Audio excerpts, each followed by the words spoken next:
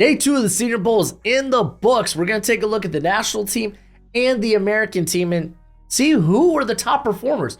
Who helped their stock the most? We're going to go ahead and start with the American team this time. Looking at wide receiver, and Xavier Legette had a much better day than he did yesterday. You saw the speed at that size. He did get injured on an out route. He was being guarded by Elijah Jones. And to be fair, Jones, I just mistimed his undercut of the route, but it allowed Legette to make a really good catch on the football. He got up a little gimpy. I was like, oh no, he's banged up, but he got checked out immediately. He was back for team drills, which he ended the team drills with very nice catch on an out route delivered by Spencer Rattler, his teammate there. So I was just happy to see more of, I say more, but I was just happy to see him playing better than he was yesterday. I know a lot of people anticipated a lot, and maybe the hype train got out of hand a little bit, but it was a good day from Legette. Roy Flournoy, once again, just looked like he belonged. You saw the explosiveness off the line of scrimmage. He had a real nice catch in team drills where I thought Carter Bradley was kind of throwing up a duck, and here comes Flournoy out of nowhere to make the sliding catch. It was real nice. I think he's probably talked himself into being potentially a draftable prospect. Jamari Thrash continued to show the speed, but like Jaquan Jackson was kind of one of the big risers today. Like he just looked so much more comfortable in team drills where it was like, okay, I need to be a bit more precise on my routes. There needs to be better timing on my routes, and he showcased the speed, showcased the quicks. He was making some solid catches all on the sideline, and honestly looked good in the one-on-ones against press for a guy that's 5'9", 190 pounds. He's probably one of the best small wide receivers here. At least he's had one of the more impressive performances and probably ends up being in that early day 3 discussion. Marcus Roseme, Jack Saint, he's really good off the line, but he's a big receiver that has vertical ability because once he gets going, he's hard to stop. But that's just about what he is. Ladd McConkey, I had concerns about him against press, and immediately to start practices, Andrew Phillips just stuffed him at the line. Like there was no route to be ran. He was that jammed up. But then McConkey kicks inside. He sauces his former teammate Tyke Smith. And it's like, okay, yeah, there we go. There's the McConkey we like. I don't think he could be someone that could play on the outside primarily. He's probably going to be like a 30% outside type of guy, where he's playing maybe more like 65% in the slot. Oh man, Johnny Wilson. Fun fact about Johnny Wilson today. You know who was lined up against in the one-on-ones? Safeties. Yeah, I think that they're going to be telling him you need to go ahead and start making the transition to tight end, because he was getting nothing yesterday, and it was a bit better for him today. Anaya Smith, I saw in the team drills, they really wanted to get him the football, get it to him quickly, because he's just really good after the catch. Just didn't work too well, but I still love the fire this cat plays with. Ben Sinnott looks like the best tight end this weekend. He just does. He was dropping everything in the warm-ups, and then the minute like one-on-ones and then team drills, like it was like, oh no, I'll catch everything in sight. Don't worry about that. It's just warm-ups. It's just practice. Practice? I'm talking about practice? As for the rest of the tight ends, they didn't really stick out too much. Going to the running backs, I thought Cody Schrader really ran with some juice today. He had this one move where he just like took the ankles of one of the defenders. I don't remember who exactly, but I like that. He ran with some juice. Some of these guys like Ray Davis, Michael Winley, like even Dejon Edwards and Monty Bailey, they all had long runs, but I mean, again, it's not non-contact, but non-tackling. So it's like, okay, how big would those runs really be? But I honestly thought Amani Bailey, he did pretty well in the receiving drills. Thought he stuck out a little bit. But again, for these run backs, it's kind of hard to stick out during practice. It's really going to be the game that kind of dictates how you feel about them. Going to the quarterbacks, and Spencer Rattler was, I think, easily the best quarterback for the American team. He stood out the most. I thought he was thrown with good anticipation and good timing. I think he had some of the best balls on the day. Michael Pratt was all right. He was all right. I think he would probably be I think he was probably the second best on the American team. And I mean, hey, man, I get it. Everyone's eyes are on the national team with Bo Nix and Michael Penix. But Spencer Rattler, I thought, did a good job. Michael Pratt, I thought, did a relatively solid job being okay, he's probably an early day 3. Joe Milton continued to miss balls and or miss passes. Carter Bradley he's there. He's there. Along the offensive line, I will say the interior offensive line did a much better job handling bull rush and power today. I mean, hey, there were still some wins, like T'Vondre Sweat went on a tear today, and we'll talk about him a little later. But I thought they did a much better job than they did yesterday. You can't really say that about the tackles, though. Some of these tackles started getting whooped, like Tyler Guyton. He had one loss against Chris Braswell. It was like a push-pull move with a little arm over. Quick loss there. He moves to left tackle and he loses to Cedric Johnson on an inside move. And I mean, again, with Guyton, it's all traits right now. It's all tools. It's all traits. There was some good. There was some bad. I don't know if Patrick Paul, he wasn't on the roster page yesterday, but he was there. Another guy who's kind of like traits and tools. You love the movement skills. You love the foot quickness, but the anchor is so-so, and the hand placement leaves a lot to be desired. But I thought Guyton and Paul did enough to be these are like top 50 picks. Paul's case maybe more top 60. Dude, Delmar Glaze had the honor of being Miles Cole's first win of the week. But to be fair, I thought Miles Cole had a relatively solid day. I couldn't really say too much about like Andrew Raymond and Charles Turner. They had their losses. They had their wins. They were relatively fine, but they're like day 3 fine. Jeremy Flax actually got hurt on day 1. I was wondering why I didn't see much of him, and they replaced him with Travis Glover from Georgia State, who I actually didn't really notice at all. Dude, Christian Haynes, man, he built upon where he kind of struggled early, right, on day 1, but he really put it together by the end of practice, and he built off that. He was phenomenal today. He handled power really well. He had some good wins against Justin, was it Boygby, and it was McKinley Jackson. And then came his first rep at center, where I was like, oh no, why is he at center? No, I don't want to see him at center, against Jordan Jefferson. And I actually had a solid rep dealing with power, because Jordan Jefferson has a lot of power to him. And I don't know if there was a little smack talking back and forth or something, but something got underneath Jordan Jefferson's skin, and he grabs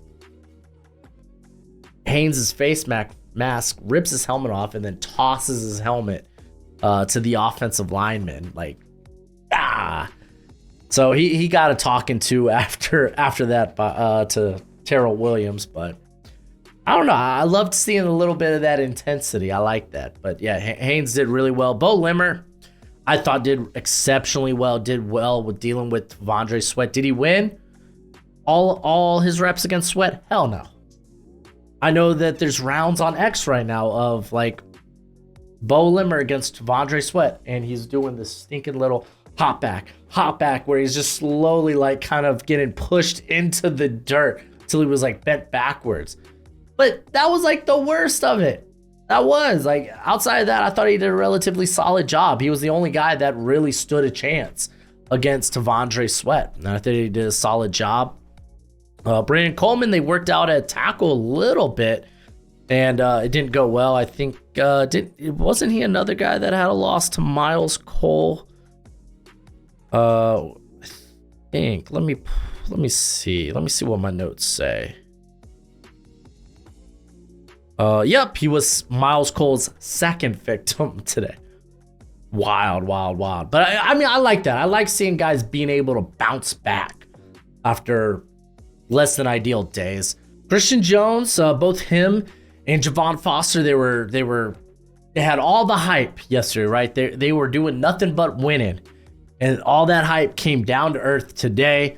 Foster had a couple of bad losses. Christian Jones had a really bad loss where Eric Watts from UConn, look at that, showing some power, puts Jones straight on his keister. So that hype train got derailed real quick.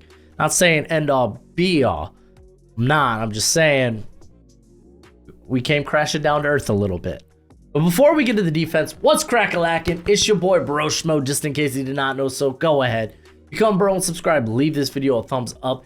If you enjoy the content, as always, let me know what you think in the comment section below, where we have that nice, beautiful football discourse. Who are some of your risers and fallers from day 2 at the Senior Bowl?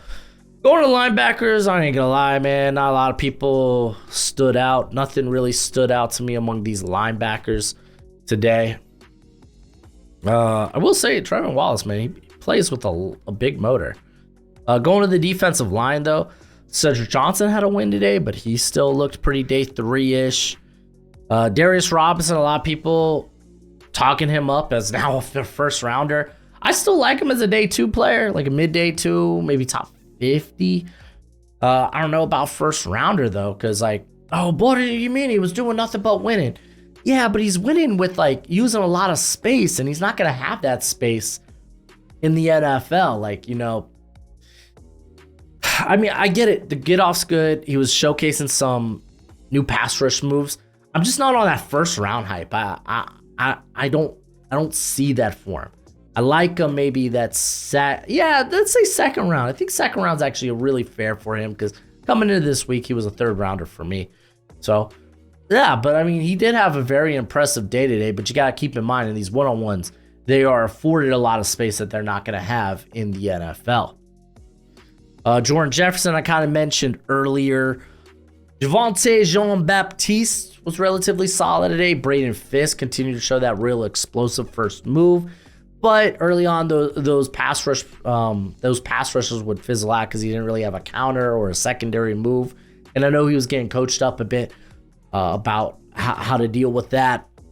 And he started showcasing a little bit of that. Eric Watts looked really strong. Now I really want to go back and watch a game or two of his.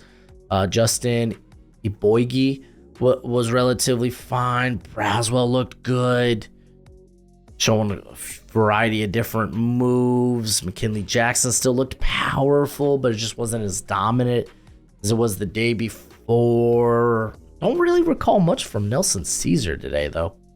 Miles Cole, though, man, this was a much better day for Miles Cole.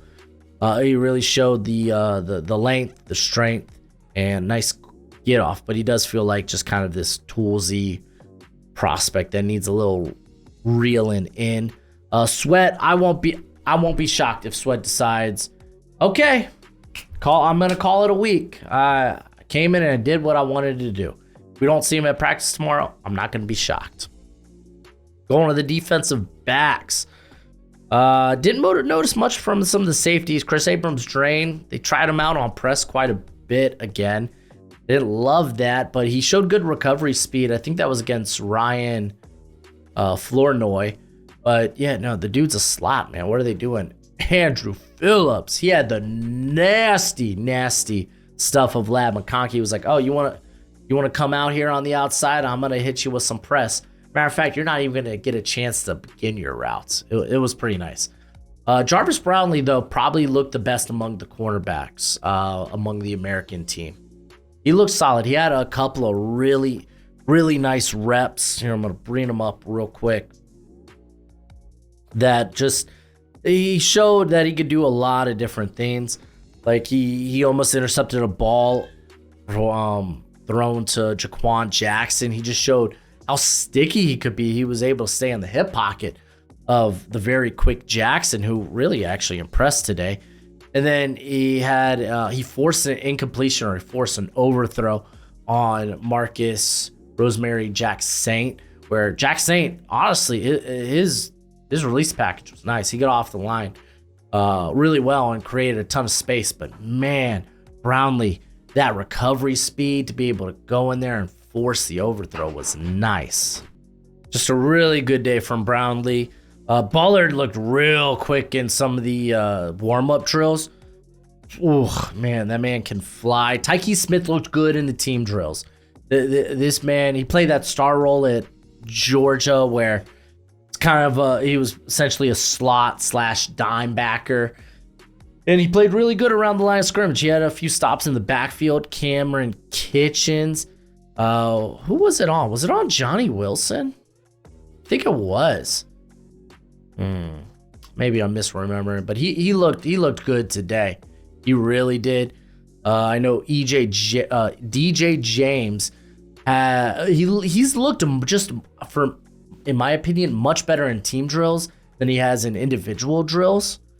So kind of been taken back by that. He made a play where he should have had an interception on Carter Bradley that was not up the middle, but it was up the seams, and he just jumped it, but fell right out of his hands.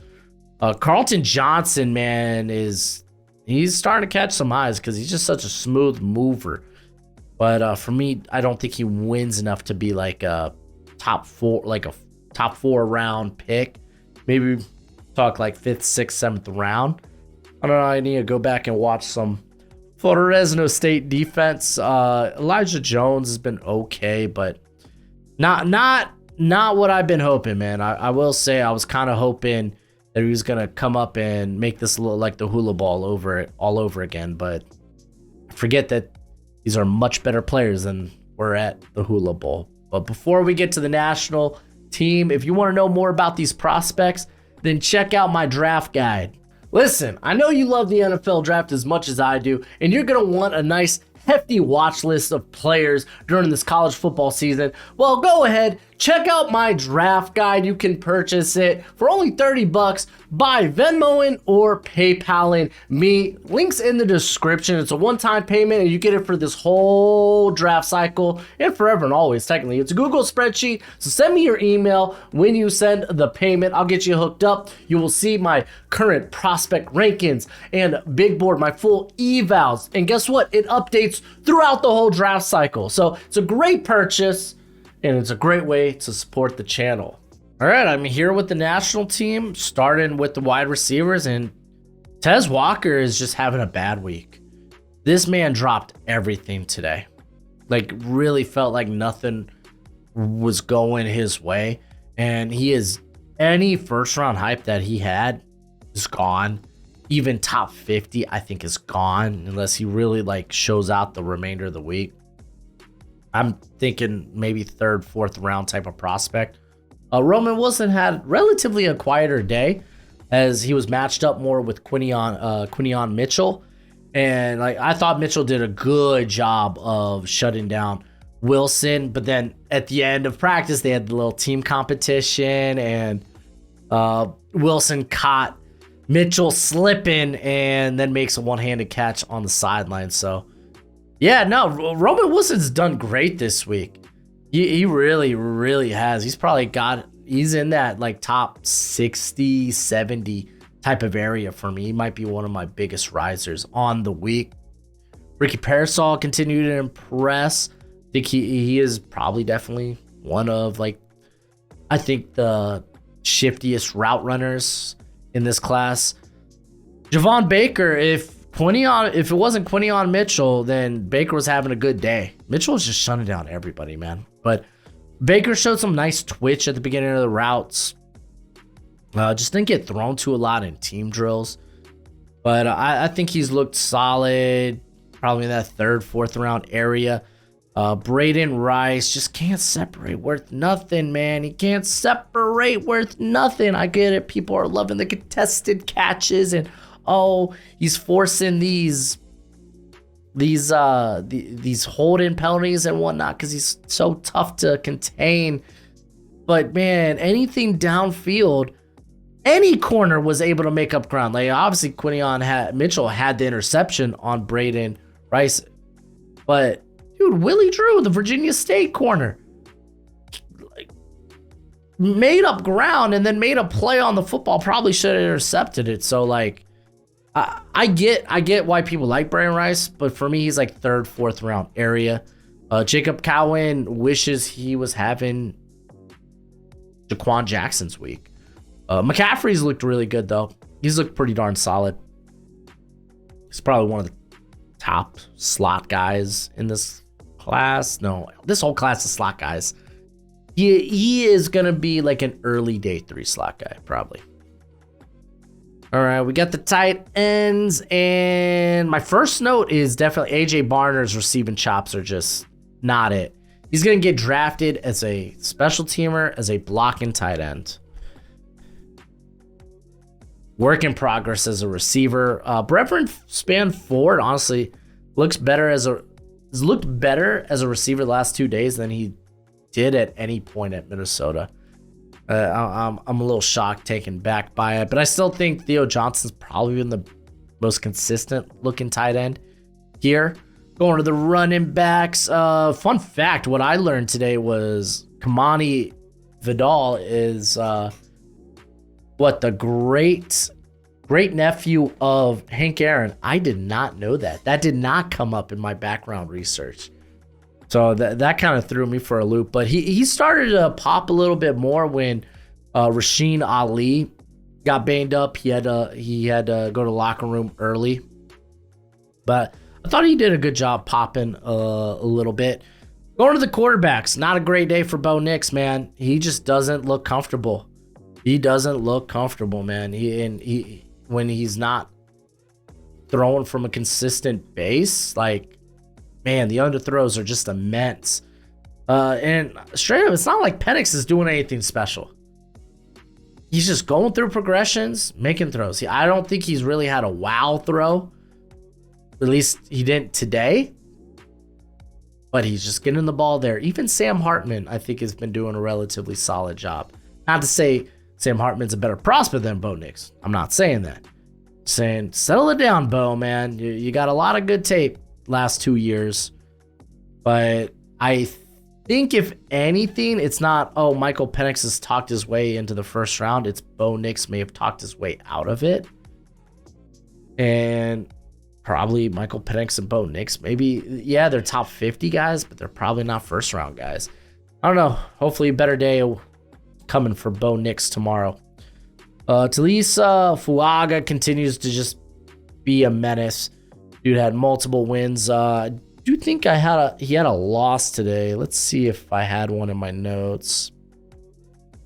No, it wasn't a loss. It was in the team competition at the end. He chose Adisa Isaac. And Isaac tried to hit a spin move. And Fuaga was like, I'm just going to like Snorlax body slam you, bro. And he did. It was quite nice. Ladarius Henderson, once again, finding his way to the ground. This guy's always on the ground. Who beat him this time? Who was the guy? It was Dwayne Carter that just flattened him. Yo, Dominic Pooney kicks into center. And hey, listen, if he was on the American team, I think you can make a case. Oh man, this might be the best center on the team. Fortunately, he's got Jackson Powers Johnson there, who got hurt. That sucked, but he was dominating. Go ask Tyler Davis, who had a better day. Tyler Davis had a solid day, but Pooney was able to, like on his first rep, able to shut down Gabe Hall, who was kind of wreaking havoc yesterday. Today it was a little more reeled back. That was the thing. That's kind of what I noticed. Some of these guys who I had probably day 3 grades on that did really well yesterday felt like they kind of came crashing down to earth today.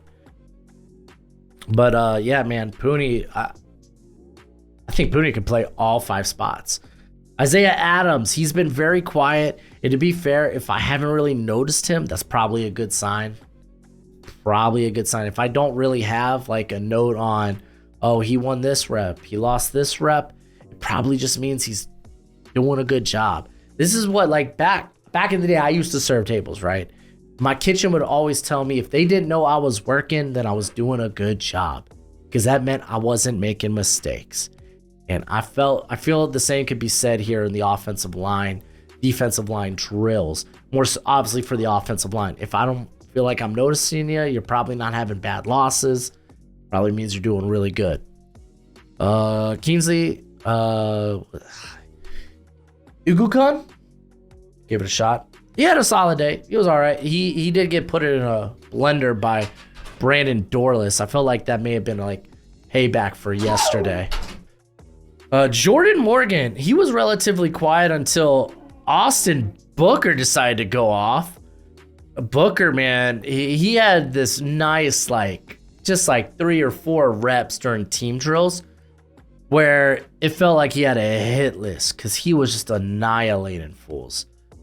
After, I'll talk about Booker when we get to him because it very interesting. Kingsley Suamatea, I think he's looked fine this week. Yeah, we already knew he wasn't the most polished guy, but I think he's shown quick feet. I think he's shown the ability to hold up against power. So for what it is, I feel like, yeah, you know what? I could see him being like a top 50 guy or a midday 2 guy in this class. Jackson Powers Johnson went away with the injury. That really sucks. Sateo, man, I know I have a couple of notes on Sateo here. First time I noticed him was, okay, he had an initial stop on Liatu Latu, right? And Liatu Latu was like, let me just get the bag out and pick a pass rush move, pick a secondary move, and just hit you with it. And he did, got to the quarterback. So I was like, okay, Sateo. Oh, Sateo, no. Oh, but I mean, I think this guy should be a guard anyway. Roger Rosengarten was having a really good day. He was building upon like during the later half of practice yesterday, he was playing really solid. And during the one-on-ones, he just had this nasty rep where it was like Austin Booker was coming at him and he was like, oh, Austin Booker, you're playing a little tall. Let me take you off that pedestal. Knocked him on his keister. I loved it. And then I don't know what it was. I guess for Booker, that triggered something because he went during the team drills. He went nuts. It was wild, and he got Rosengarten. I think it was with the spin move, but Rosengarten's looked good. And I mentioned this on the X that Tanner Bortolini had a big bounce back week. He looked really good in the 2-on-2 drills. The anchor looked much better today. And in the team drills, he was doing a good job of picking up on some of the stunts or moving, like kind of pulling as a blocker. This was more of what I expected him to come in and look like. Ethan Driscoll lost a lot. All right, moving to the defense. Cedric A was still relatively solid today, but Peyton Wilson, man, continues to steal the show. He looked phenomenal. Didn't really notice much of Jontre Hunter, and I do not remember seeing Eddie Fon on the field these last 2 days. I don't think he's here, or I'm just missing it. I don't know. I'll go back and watch, but I do not remember seeing him. Moving to the defensive line, Tyler Davis, I thought really stood out during the team drills as a in-run support. He was consistently filling gaps or being able to penetrate in the backfield. Adisa Isaac had a relatively quieter day, but he was still getting wins. He was still looking fine. I hope no one just remembers his day 2 for getting body slammed, not even body slammed, but like crushed by Fuaga. Because that was just unfortunate. Brandon Dorless looked much better, put on the quicks. I like that. Dwayne Carter was just continuing to use that bull rush, and it was working here and there. But for the most part, man, I've been very, very happy with Carter's performance thus far this week. Didn't notice too much McGregor. Didn't notice actually too much Randolph, but Jalen Harrell, he was during the team drills, he was starting to fly off the edge. I was like, there you go, bro. Use that speed. Michael Hall continued to be a thorn in the side of everyone along the offensive interior, aside from Jackson Powers Johnson. Liatu Latu, I thought, really looked much better today. Like, he was really starting to, like, bend that corner, get to the quarterback, and not just, like, kind of use all the space afforded to him to get around the quarterback like he did on Tuesday. So it was a good day for him. I think Solomon had a one good pass rush today where I was like, there you go. I didn't even know you were on the field, my friend. But Austin Booker's the guy I want to talk about. Oh, my goodness. All right. So I wrote this down because he just went on a magical run. Like it was March Madness or something. That was how good the run was.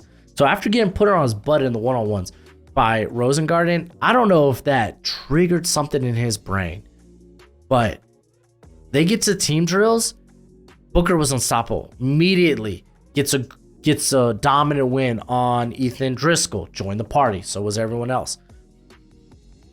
But then he did it to Jordan Morgan, and I was like, whoa, that's real back there. And then hits a nice spin move on Rosengarten for some payback. Like, dude was coming after it. Gabe Hall, relatively more quiet today, held in check. I think a lot of that had to do with, like, you had Pooney playing a little bit of center. You had Bordellini playing much better than he did yesterday. So, again, some of these guys that I had day 3 grades on, they had really big Tuesdays, but started coming back down to earth a little bit today. Johnny Dixon, man, the dude just was playing too rough, like constantly holding, and may have hyperextended his knee on a route to Tez Walker. Really hope that's not the case, man, but it hasn't been a good week for him or his teammate, Kalen Keene. Who else we got here? Kidin Oladapo. He had a nice little, he was playing well in the one-on-ones. He was constantly around the football in the team practices. I like that. That's how you stick out as a safety. There you go. Just be around the football during the team practices. Quinion Mitchell, he shut down everybody. He was pretty dominant. I'm shocked he showed up today. I don't think he has any more to prove here, but good for him. Didn't notice Proctor much. Didn't notice Melton much. Sione Vaki was actually playing with the offense. Freaking wild. And he was doing well. He was like, dude, you saw just the explosiveness, how quickly he gets top speed, showing the receiving chops. I think he's probably an offensive player because today was so much better than yesterday.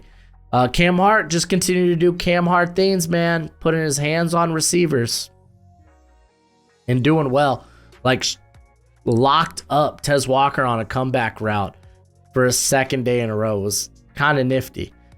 I kind of mentioned the Willie Drew where he was able to show good recovery speed, but it was against Braden Rice, who doesn't have great lawn speed.